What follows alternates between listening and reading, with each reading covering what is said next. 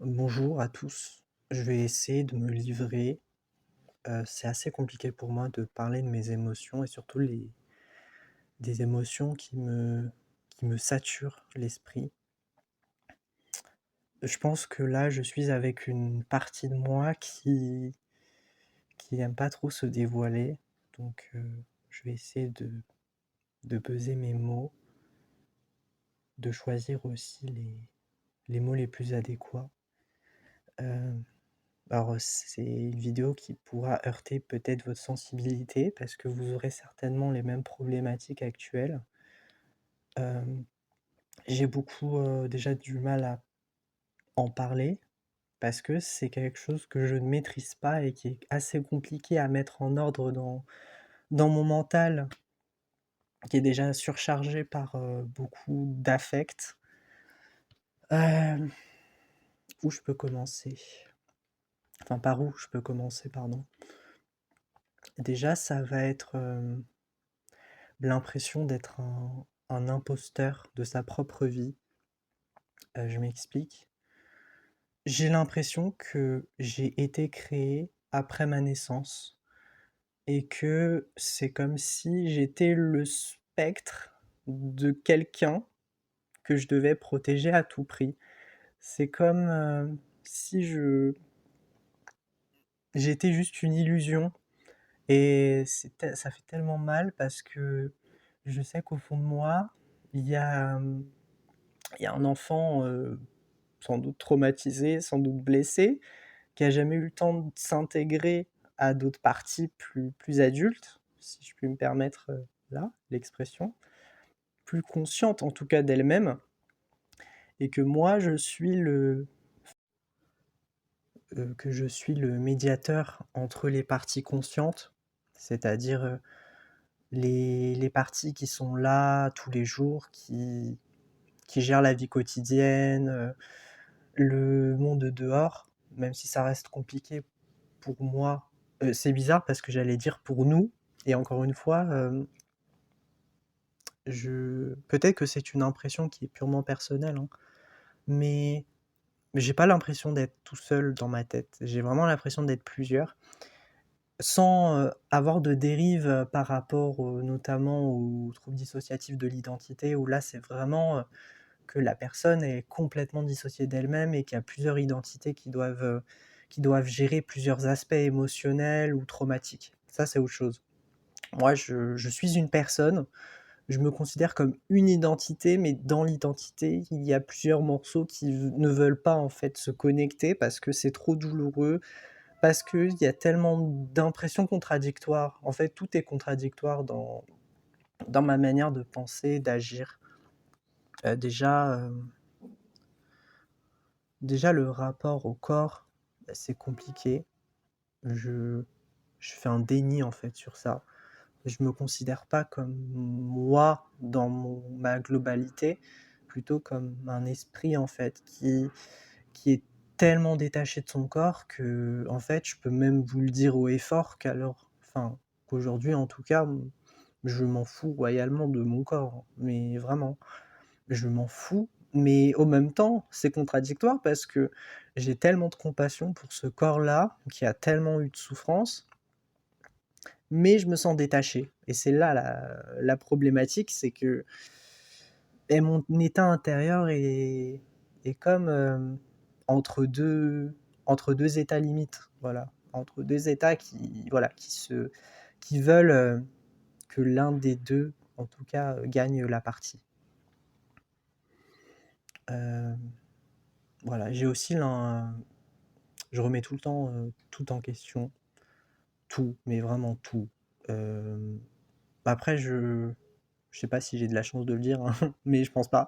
Je pense que c'est plutôt une malchance, mais j'ai pas beaucoup d'amis, enfin j'en ai très peu en fait. Ce qui fait que j'ai plus le temps pour moi d'entrer en introspection et d'essayer de voir ce que j'arrive pas à comprendre et même, quand je vous parle, je me sens tellement dissocié, tellement hors de mon champ de conscience que je réalise pas en fait que je suis en train de vous parler, mais en pleine conscience. C'est comme si je vous parlais et que au même temps, j'étais dans un autre monde et que je devais, être, les 2 à la fois pour pouvoir supporter la réalité parce que sinon ça serait trop douloureux, en fait, d'être enfermé dans ce corps-là qui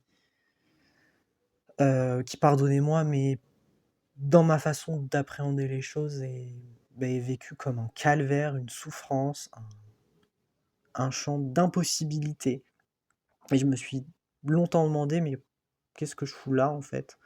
Pourquoi je suis là?»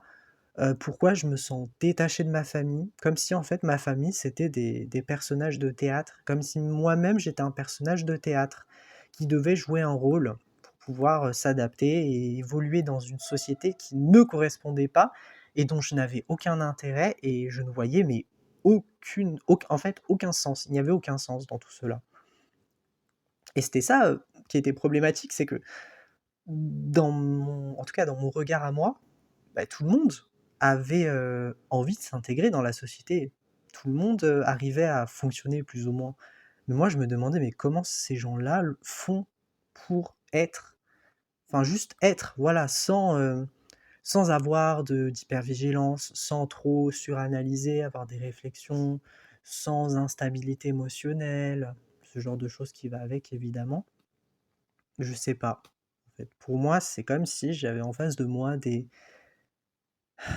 extraterrestres. Pour moi, le mot est juste. Vraiment des aliens qui ont un mode de pensée tellement différent, tellement éloigné de moi, que j'arrive pas à m'identifier comme un humain qui vit dans un monde de matière et de matériel, ouais, plutôt de matérialité. Et même ce rapport à la matérialité, mais comment vous dire que je le rejette un maximum en fait. C'est vraiment viscéral. Et c'est plutôt de l'indifférence aussi. Et j'ai une certaine méfiance par rapport au monde. Et je pense que je ne m'aime pas assez et que je porte tout ce fardeau-là, qui est insupportable, et que j'essaye de le décharger sur autrui. Et du coup, ce que je vois chez l'autre, c'est ce que je reflète à l'intérieur de moi.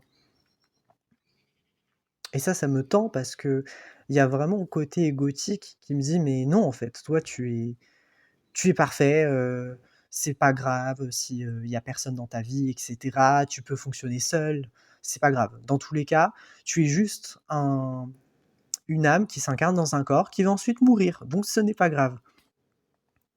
Mais même en me disant ça, je fuis la réalité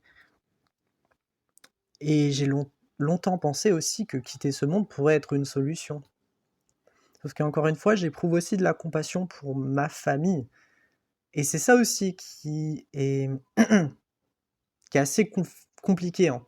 C'est que à la fois je suis détaché de cette notion de famille que je ne comprends pas, d'amis aussi, d'amour aussi. L'amour, c'est vraiment quelque chose que je ne comprends pas comme concept, parce que pour moi, tout est amour. Mais au même temps, l'amour me paraît tellement complexe et inaccessible que c'est plus simple de partir et d'entrer dans les sphères supérieures, entre guillemets, c'est-à-dire le là-haut, Dieu, la source, ce que vous voulez y mettre.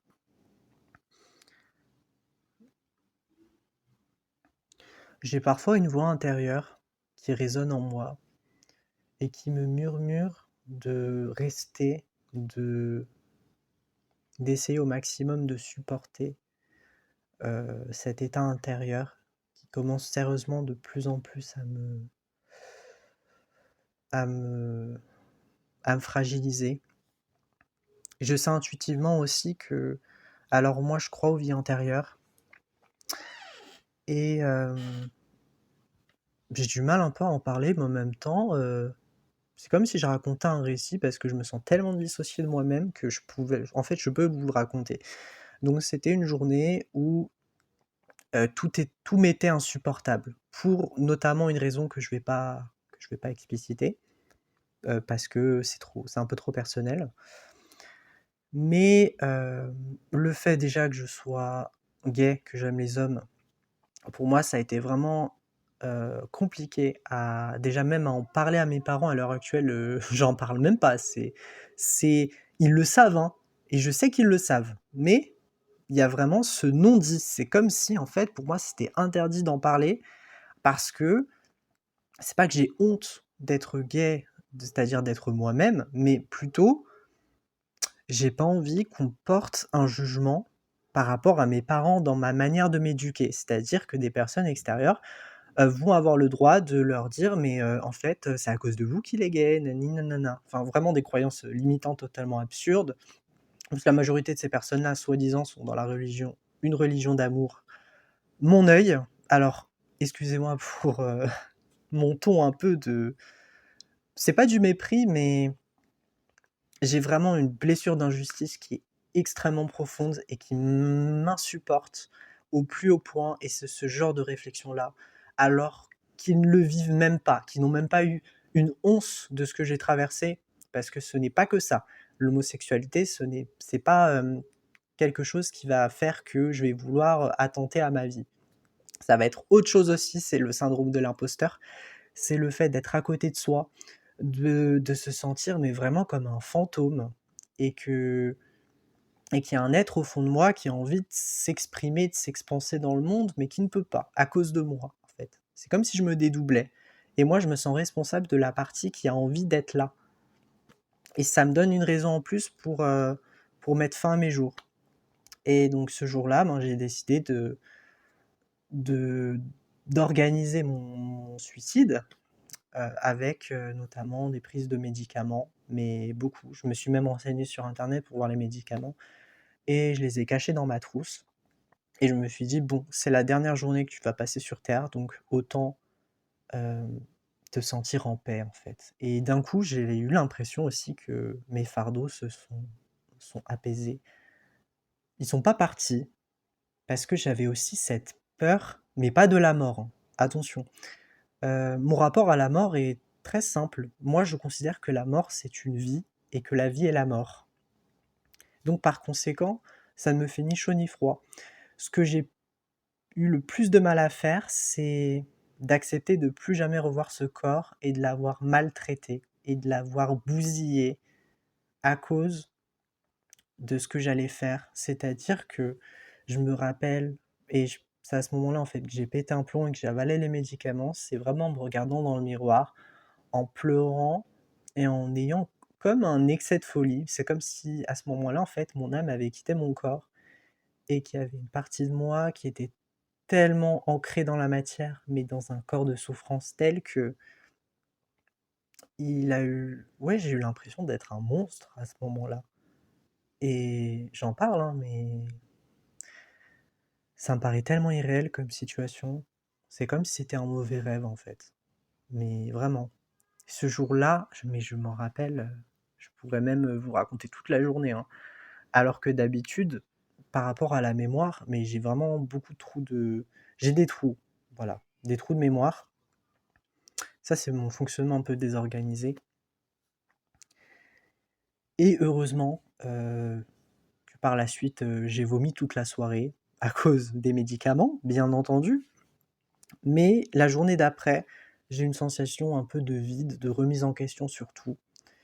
Il faut savoir que une des raisons principales aussi, c'était que j'avais pas des écoles et que du coup, je devais rester chez moi, en fait, toute l'année. Pour moi, c'était vraiment si j'ai pas d'école, en fait, je resterai à la maison. Je n'irai pas travailler parce que pour moi, le travail, c'était quelque chose d'insupportable, en termes d'énergie parce que ça allait me coûter énormément.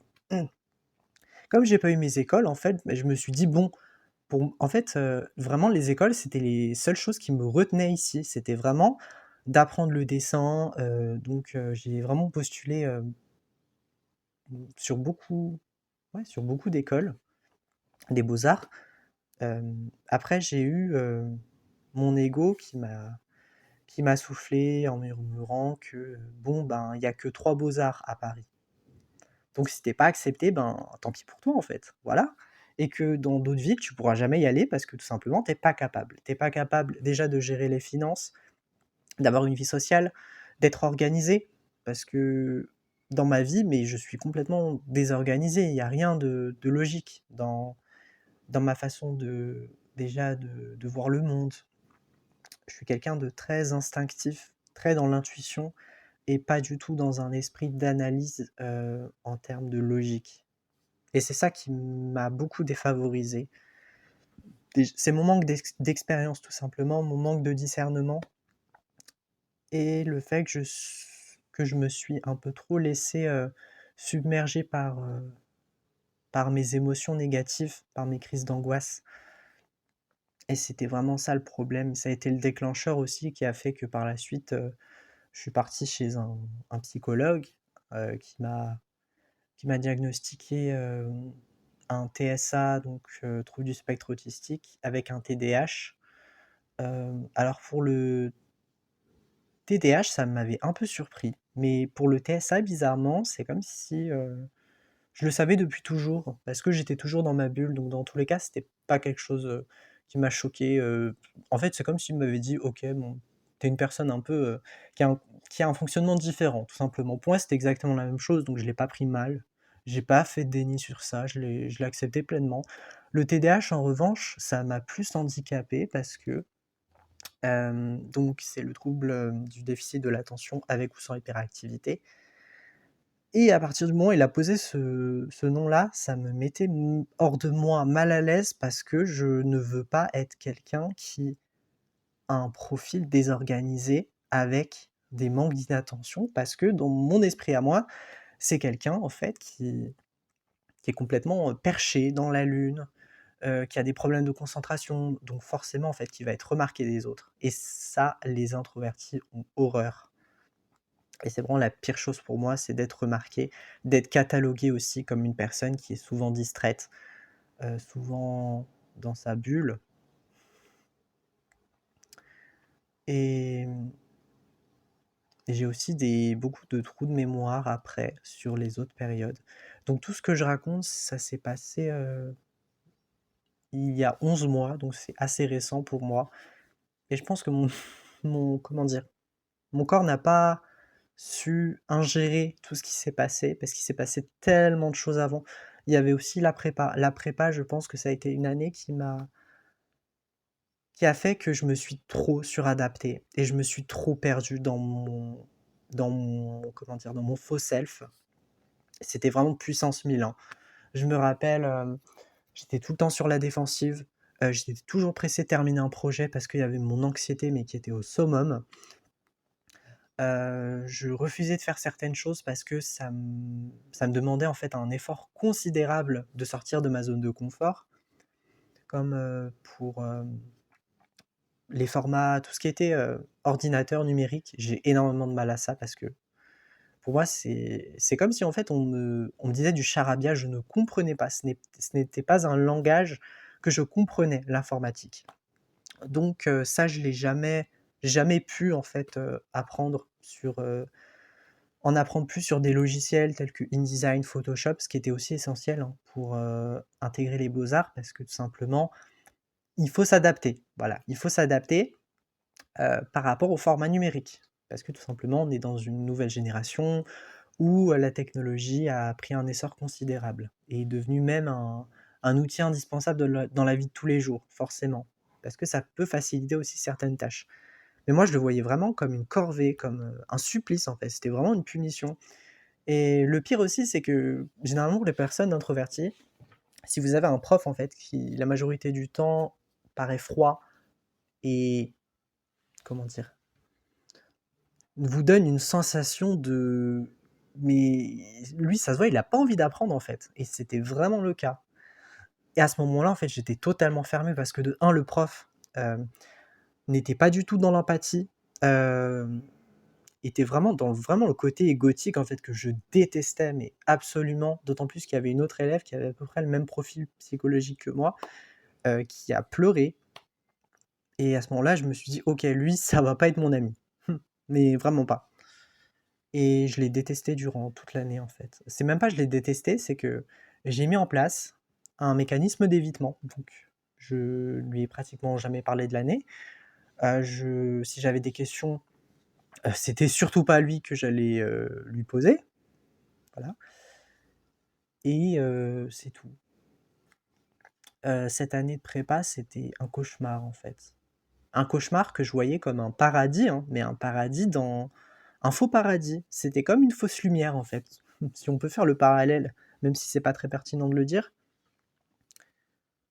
Et après, après ma tentative de suicide, qui a été la première, j'ai eu aussi des pensées intrusives, puisque évidemment, à partir du moment où on a essayé de commettre un acte d'autodestruction, parce que c'est aussi un faux self, hein. Le faux self qui veut se suicider, c'est pas le vrai soi. Le vrai soi, il n'est qu'amour, il n'est qu'émotions qui certes peuvent être négatives, mais en aucun cas il va attenter à sa vie. Si vraiment vous avez des pensées suicidaires ou des envies de vous scarifier, de vous même tout ce qui est addiction, parce que j'en ai aussi, hein, des addictions que je vais pas mettre dans cette vidéo parce que c'est un sujet encore délicat aujourd'hui que j'essaye de traiter, hein, par moi-même et peut-être que je vais envisager aussi de voir un psychothérapeute spécialisé dans les addictions. Mais c'est aussi un faux self, hein, l'addiction. C'est vraiment des comportements de décompensation psychique. Décompensation psychique, ça va être le fait, par exemple, si vous êtes une personne qui est constamment dans le contrôle, pour renverser cette dynamique, vous allez mettre en place des mécanismes inversés. C'est-à-dire, par exemple, si vous êtes une personne qui travaille constamment, eh ben, vous aurez, par exemple, une partie qui va, être reliée à l'amusement, à être décontractée, tout simplement pour, essayer d'avoir un équilibre au niveau interne et donc vous allez peut-être, «vous amuser» entre guillemets, même si le mot n'est pas forcément approprié pour ça, mais plutôt vous lâcher en fait. Lâcher votre mental et ben, vous allez par exemple fumer, vous allez avoir des conduites à risque, vous scarifier parce que tout simplement, les il y a vraiment cette, en tout cas se scarifier ça permet de prendre conscience de son corps et de se dire: «Bon, même si je me fais du mal, c'est moi qui le fais, donc je me sens plus en sécurité que si c'était quelqu'un d'autre», par exemple et c'est aussi, ça peut être, effectivement dangereux pour les personnes qui ont ce genre d'addiction et je suis en plein dedans, donc je sais de quoi je parle et des pensées obsessionnelles liées au suicide, ça également, j'en ai, hein. Parfois, je vois la fenêtre. Ça m'est arrivé 2 fois. C'était vraiment mais des envies de ouais, de me jeter, enfin je me voyais me jeter par la fenêtre, en fait et là, mais je me suis dit: «Mais waouh!» mais je me croyais même possédé parce que c'est comme s'il y avait une force invisible qui me poussait à me jeter parce que, la vie était telle que j'avais plus goût à rien et même le dessin, en fait, commençait à devenir lassant alors que c'est vraiment quelque chose qui me stimule beaucoup. Enfin, ces temps-ci, c'est ça s'est calmé. J'ai quand même des pensées intrusives, j'ai quand même des hauts et des bas, mais je les conscientise plus. Alors certes, c'est plus douloureux aussi que par rapport à l'année dernière, parce que l'année dernière, je portais mon masque tout le temps, donc je voyais pas forcément mes souffrances. Je me croyais vraiment dans un monde idéal, de je vais sociabiliser, je vais faire plein d'amis et cetera. Alors que pas du tout. Je me suis littéralement fait une amie, hein. J'avais une autre amie aussi, mais j'ai décidé de couper les ponts avec elle parce que je sentais que j'étais vraiment dans le faux self avec elle et que je m'adaptais trop et que ça me mettait mal à l'aise et que ça me défavorisait autant que ça la défavorisait elle, parce qu'elle avait aussi une manière de fonctionner qui était assez similaire au mien. Donc c'est une personne également introvertie, mais qui, comment dire? Qui a vraiment, un côté très enfantin que je peux retrouver chez moi et ça me fait mal de le dire, mais ce n'est pas une personne qui pourrait m'apporter quoi que ce soit parce qu'on est tellement semblables que je pense qu'on va juste se détruire, voilà. Les mots ne sont pas plus clairs, en fait et l'autre personne, je l'ai comme amie, elle me conseille énormément, mais encore une fois, il y a toujours cette méfiance vis-à-vis des autres et même de cette amie-là.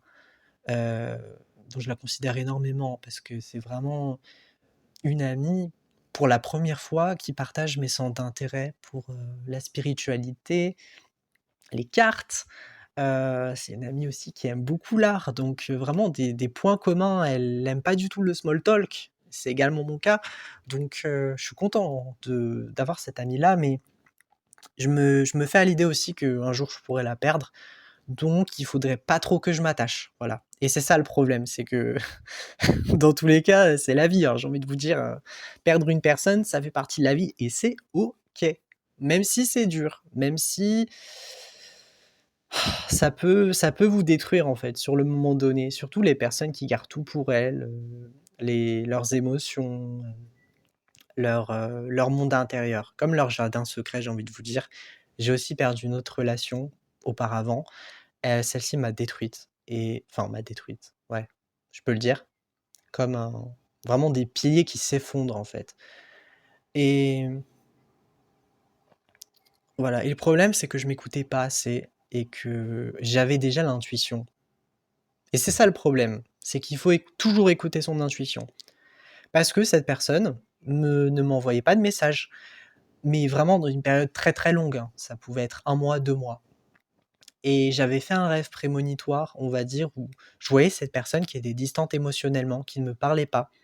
Et quand je me suis réveillé, bah, mmh, je le savais. Voilà, pour moi c'était évident en fait que soit elle avait tourné la page, soit elle avait quelqu'un. Voilà. Et comme elle était dans une religion particulière, elle se devait en fait de ne pas avoir un ami garçon, tout simplement parce que ça pourrait rendre son partenaire jaloux, ce que je peux comprendre, ce que je respecte. Et mais j'ai commencé en fait à instaurer une mécanique où, j'attendais que ça soit elle en fait qui me bloque et qu'elle me dise clairement: «Je ne veux plus faire partie de ta vie, point final». J'étais prêt à l'accepter, sauf que quand c'est vraiment arrivé, j'ai utilisé mon faux self par message en lui disant que, tout allait bien et cetera, que j'étais content pour elle, que voilà, on a partagé beaucoup de choses et que j'oublierai jamais. Sauf que en fait, j'ai pas comment dire? Bah, en fait, sur le moment, je me suis mise à sa place. Je me suis dit: «Bon, j'ai pas envie de la faire culpabiliser parce que si je dis vraiment ce que je pense, je vais être vraiment en colère et limite, en fait, je vais même pas lui envoyer de message, je vais juste la bloquer et me dire: mais fuck en fait, enfin voilà, c'est bon en fait, j'en ai marre». Pour moi, c'était vraiment la goutte de trop, c'était vraiment la pire des trahisons, je l'ai vécu comme une humiliation de ma personne et à l'heure actuelle, avec le recul, ça me paraissait pas évident à l'époque, hein. Pour moi, c'était vraiment ma meilleure amie, hein. Mais maintenant, tout ce que je croyais d'elle n'était fondé que sur l'existence de mon faux self. C'est-à-dire que j'étais ami avec elle uniquement grâce à mon faux self et pas grâce à moi. Et je pense que si j'aurais été dans mon vrai moi, je n'aurais jamais, hem, eu de lien avec elle. Parce qu'elle aussi, sans doute, était dans son faux self.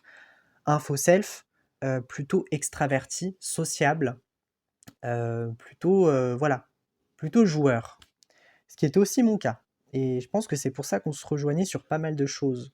Même si par moments je sentais aussi que mon vrai self aussi, pouvait aussi se confier à travers, ce faux self qui essaie de se détacher de plus en plus. Mais encore une fois, ça restait très compliqué et je sais pas quoi en penser, mais je pense qu'avec cette amie-là que j'ai actuellement, je vais lui en parler, de manière, de manière pour q je sais je sais même plus parler, ça me fume de rire. De manière à ce qu'elle comprenne mes ressentis en lui disant que c'est pas de sa faute, que c'est plutôt moi, en fait, qui me suradapte trop dans cette société pour survivre. Donc je pense lui envoyer un message, par rapport à ça, pour que juste qu'elle comprenne parce que tout simplement, je me connais, je sais que par moments, j'ai pas envie de répondre aux messages. J'ai tellement de pensées qui viennent en moi que c'est juste impossible d'acter dans la matière et j'ai besoin de ce refuge mental intérieur, de me dire: Stop, voilà, stop, assez. Assez de faux-semblants, de jeux sociaux, j'en ai eu ma claque. Mais vraiment là, je suis dans un état d'esprit où je me préoccupe de moi-même et après des autres. Et enfin vraiment, je le redirai jamais assez, mais aimez-vous vous-même parce que vous êtes la seule personne qui allez vous gérer toute votre vie. Votre meilleur ami, votre amant, je ne sais quoi, même un membre de votre famille, OK, vous l'aimez, mais un jour, s'il arrive X ou Y raison et qu'il soit plus là, mais en fait, vous allez être dans une dynamique d'attachement. Et encore une fois, il faut trouver le juste milieu entre le détachement et l'attachement. Et il faut essayer de s'équilibrer et s'équilibrer, je trouve, il n'y a que vous-même qui pouvez le faire et à l'aide d'un thérapeute ou d'une thérapeute, en tout cas un accompagnement. Pour que le thérapeute, en fait, allume la lampe torche qui est en vous pour vous éclairer au maximum et comprendre les problématiques, que vous traversez actuellement. Et ce qui est plus flagrant, c'est que généralement, en fait, vous êtes, vous êtes vraiment dans le déni de vos émotions, de vos ressentis et ce qui peut arriver, c'est que par moments, cela peut vous surprendre, tout simplement.